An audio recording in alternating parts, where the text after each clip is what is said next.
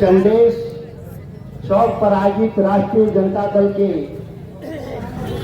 चुनावी संग्राम कार्यक्रम के संचालन कर रहे पवन राज जी, हमारे मंचासीन सभी हमारे आदरणीय नेतागण, इस सभा में आए हुए दूर दराज से सभी अभिभावकगण, नौजवान साथियों, कल जानकारी जैसा मिला कि बिहार के मुख्यमंत्री के नेतृत्व में 2 दर्जन राज्य और केंद्रीय मंत्री यहां पर चंदेश चौक पर कार्यक्रम करने का काम किया था। जो हमको प्राप्त वीडियो है, मैंने देखा कि भाजपा का हेलीकॉप्टर रैली और राष्ट्रीय जनता दल का ट्रैक्टर रैली में कोई अंतर नहीं था।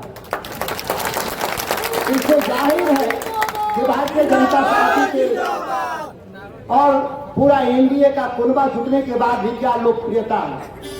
1000-2000 तो राष्ट्रीय जनता दल के समर्थक किसी चौराहे पर खड़ा हो जाते हैं और छाती तान कर खड़ा होते हैं।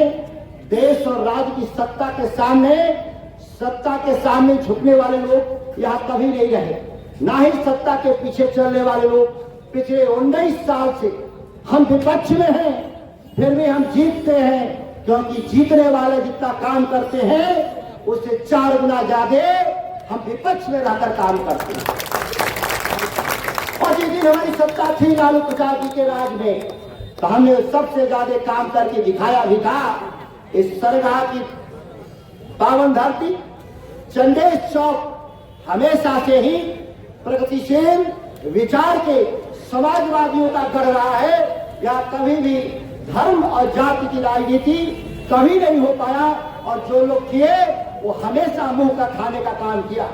मुझे याद है कि शौचालय घोटाला की बात कर रहे हैं तेजी जी, इसकी चर्चा यही पवन राय इसी चौक से किया था, जिसके आधार पे यहाँ के गुंडों ने झगड़ा करने का काम किया। लेकिन वह कहाँ है राजनीति में? राजनीति के बियाबान में जा चुके लोग, और कहा भी गया है कि चोर चोरी से जाएगा, हेरा फेरी से नहीं जाएगा। हराया हम लोगों ने, इस इलाके के लोगों ने हराया बेईमान आदमी को। तो अपने दामाद और भतीजों के जरिए, जो सरकारी डीएसपी थे, उनके जरिए पूरा एक रैकेट गया से लेकर के कैमूर तक चलाने का काम किया, जिसको भारत सरकार की ही सीबीआई पकड़ने का काम किया। फिर भी लोग कह रहे हैं कि अगर भ्रष्टाचार का कोई आरोप साबित हो जाएगा तो संन्यास ले लेंगे। संन्यास अगर लेना होता तो आप कभी नहीं कहते कि मेरा अंतिम चुनाव है। भाई, अंतिम चुनाव क्या होता? ये बिहार विधानसभा कोई कब्रगाह और शमशान है कि जहां अंतिम यात्रा पे आप जाइएगा? अंतिम यात्रा तो जमानिया का गंगा घाट होता है, बक्सर का। क्या उसकी यात्रा के लिए लोग यहाँ मतदान करेंगे? नहीं, कभी ऐसा नहीं होगा। यहाँ जिंदा लोगों के लिए लोग वोट देते हैं, यहाँ मुर्दों के लिए वोट नहीं देते। और बहुजन वाले है तो जवान, लेकिन उनके हैं चाचा बूढ़े, वो भी भूल के कह रहे हैं अंतिम यात्रा है। भाई अंतिम यात्रा तो जनता ने पहले ही कर दिया। आपको चुनाव में हरा करके फिर भी आप नकाब ओढ़ करके फिर हाथी लेकर आए। 5 साल पहले हाथी छोड़े, पूरे इलाके में हाथी से निजात मिला। फिर चुनाव में आप हाथी आएगा लेकर के, चुनाव हारिएगा और हाथी यही छोड़ के चले जाइएगा, और फिर इलाका परेशान रहेगा। उनको पालन पोषण में यही रहा है इतिहास रामगढ़ का। यही जो लड़े बहुजन में दोबारा नहीं लड़ा, भाग चले। और लोग, हमारी जिम्मेदारी होती है, हम जनप्रतिनिधि के तौर पे हम सेवा से कभी पीछे हटने का काम नहीं करते। यह चुनाव तेजस्वी यादव के 2025 के मुख्यमंत्री पद के सिंहासन पद पर बैठाने का ये सेमीफाइनल है। और कोई भी आदमी को, कोई भी मुर्दा को, शमशान को हाथ पहुंचाने के लिए केवल 4 आदमी की कंधे की जरूरत पड़ती है। ये 4 कंधे, बिहार में 4 उपचुनाव जो विधानसभा के हो रहे हैं, आज इंडिया गठबंधन के प्रत्याशियों को चुनाव जिता करके 4 मजबूत कंधे लेंगे नीतीश कुमार को पास हाथ पहुंचाने के लिए काफी होगा साथ। इतना ही नहीं, पिछली बार जो भाजपा के कार्यकर्ताओं ने जो गुंडागर्दी किया, वोटों पर पैसे बांटने का काम, अब आज के जमाने में बंदूक से पैसे नहीं लूटे जाते। आज के जमाने में बंदूक से वोट बूथ नहीं लूटे जाते। आज के बूथ कैसे लूटे जाते हैं भाई? पैसा, साड़ी और दारू से पिछली बार चुनाव में ये बूथ लूटने में 3 जगह पकड़ाए थे और राष्ट्रीय जनता दल के कार्यकर्ताओं ने ठीक से लाठी से स्वागत किया। मैंने यही बात कहा कि अगर इस बार भी आप करेंगे तो 300 बूथ पर भी हमारे कार्यकर्ता आपसे लड़ेंगे और आपका स्वागत करेंगे। और बूथ लुटेरों का स्वागत फूल माला से नहीं होता है, ऐसे लोगों का स्वागत तो लाठी से ही होता है। क्यों भाई आपको बुरा लग रहा है? भारतीय जनता पार्टी की दिल्ली से लेकर पटना तक पूरे प्रवक्ताओं की फौज उतार दी गई। सुधाकर जी कह रहे हैं हम तो बूथ लुटेरों के बारे में कह रहे थे, हम तो किसी मतदाता के बारे में, कैंडिडेट के बारे में तो नहीं मैं कह रहा था। 4 हमारे कार्यकर्ताओं के घर में पुलिस घुसी है, रिजवान खान, सोनू यादव, बंटी सिंह और हमारे टिंकू सू के घर में पुलिस घुसी है। इसका भी हिसाब हम लोग ही लेंगे। हम लोग चुनाव जीत जाने के बाद वही अधिकारी, वही कर्मचारी यही नहीं रहे, यही लाना है उनको, इस छोड़कर नहीं जाएंगे। यहाँ तक कि कई जगहों पे हमारे कार्यकर्ताओं के साथ मारपीट हुआ। इसी सिजुआ गांव में, छोटका सिजुआ में, बड़का सिजुआ गांव में, यहाँ तक कि बबनपुरा में भी हमारे कार्यकर्ताओं के साथ मारपीट हुआ और कैलाशपुर में हमें पार्टी की गाड़ी को रोकने का प्रयास किया गया। क्या समझते हैं कोई हम फुलझड़ी है, फूल है जिसको जब चाहेंगे तोड़ देंगे? ऐसा कभी नहीं होगा। हम लोग वो लोग हैं जो लड़े हैं और कार्यकर्ताओं के सम्मान के लिए अजीत 2-2 बार जेल जाने का काम किया है। कोई भ्रष्टाचार नहीं, इस बात को समझना होगा। इनके साथ 15 लोग जेल गए थे, किस काम के लिए? इसी रामगढ़ में भ्रष्टाचार का विरोध करते हुए कार्यकर्ताओं के सम्मान के लिए, एक बार दुर्गावती में, एक बार रामगढ़ में। और अजीत के बराबर जो लड़ने वाले कैंडिडेट हैं उनकी डिग्रियां मांग ली जाए। कोई ग्रेजुएट नहीं है, 5 डिग्री लेकर के घूम रहे हैं। हमारे भाजपा के कैंडिडेट हैं, 2010 में एफिडेविट में लिखे हुए हैं कि हम 54 साल के थे और आज 14 साल के बाद भी वो 64 साल के हैं, जिसके सर्टिफिकेट जाली है। आप देख लीजिए, जो एफिडेविट है उसको आप देख लीजिएगा। समझ ट्रक वाले आप रोकिए, 5 मिनट में सभा खत्म होगी, कोई हड़बड़ी नहीं है। इस बात को समझिए, हल्ला नहीं करिए, खड़ा रहिए। कौन हल्ला कर रहा है?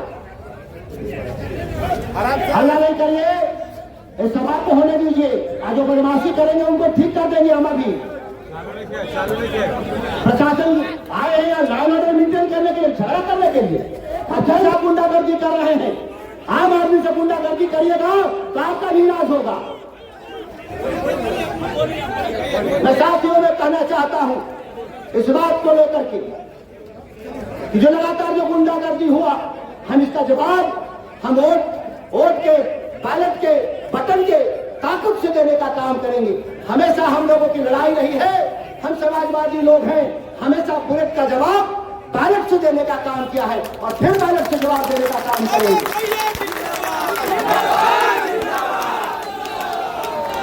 सरगहा में जो हमारे करघर लाइन से जो पानी आता है, जो सोन का सूखा अरसल जून में पड़ रहा है, जुलाई में पड़ रहा है, हमारी खेती पीछे चली जा रही है। राज्य के मुख्यमंत्री आए थे, कदमन जलाशय परियोजना अगर बना दिए होते लोग तो क्या हमारा ये नहरों में सूखा पड़ता या पारीबंदी होता? नहीं। आज तक इतने 19 साल के सरकार में वहां आज तक शिलान्यास भी करने का काम नहीं किए और इस मन से गंगा में पानी लाने के लिए शपथ खा रहे थे लोग। उन लोगों के मुंह में दही जमा हुआ था। कहना चाहिए था कि सोन नदी को हम डैम बना करके पानी लाने का मांग करते हैं, तब ये बात समझ आता कि सरगहा और 84 के प्रति प्रेम है। केवल और केवल एक झांसा देने का काम करने वाले लोग हैं, इस बात को याद रखिएगा। यार दर्जनों मंत्री घूम रहे हैं। मैं एक बात पूछना चाहता हूं, एक बात मैं पूछना चाहता हूं यार घूमने वाले लोगों से, क्या जगदानंद सिंह का शासन था तो भ्रष्टाचार घटा था कि नहीं? भ्रष्टाचार जब घटा था और जब भाजपा के 2 मंत्री बनाए गए, इनके राज में भ्रष्टाचार बढ़ा है कि घटा है?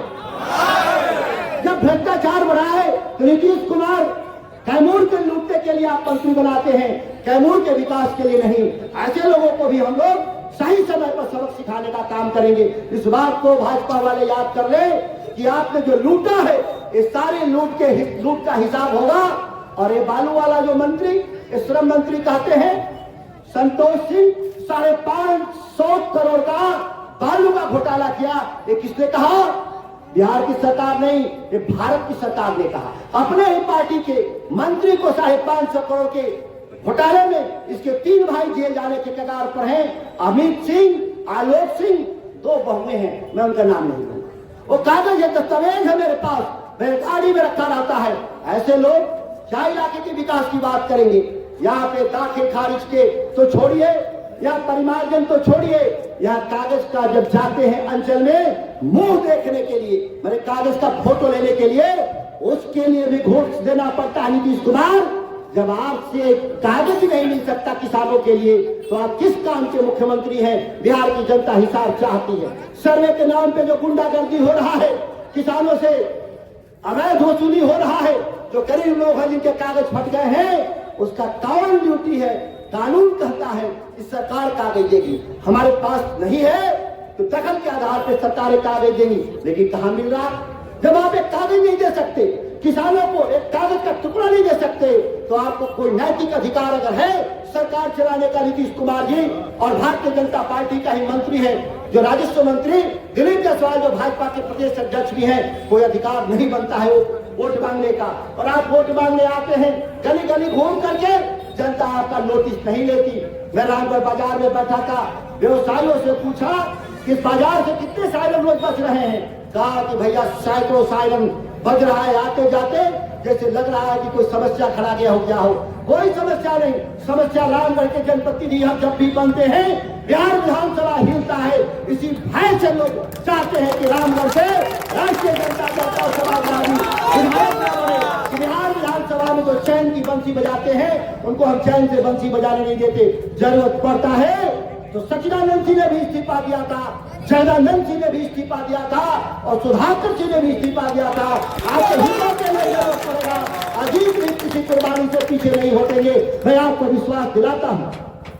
इनसे पूछना चाहिए कि हमारे जो गरीब गांव के लोग धान और गेहूं 2 बार में, साल में 2 बार उनकी आमदनी है, तो बिजली का बिल महीने महीना कैसे दे सकते हैं? जैसे मोबाइल में पैसा भरिएगा तो बात करने का अवसर मिलता है, वैसे ही जब आप पैसा जमा करेंगे तो स्मार्ट मीटर में तब आपका बिजली का बल्ब जलेगा। ये कैसे संभव हो सकता है? बिहार के गांव में आपको करना ही था तो देश के धरना से तो उद्योगपतियों के घर में लगाओ स्मार्ट मीटर। लेकिन किसान को किसी का कर्जा नहीं लिया, आज तक किसी का कर्जा चुकाया है।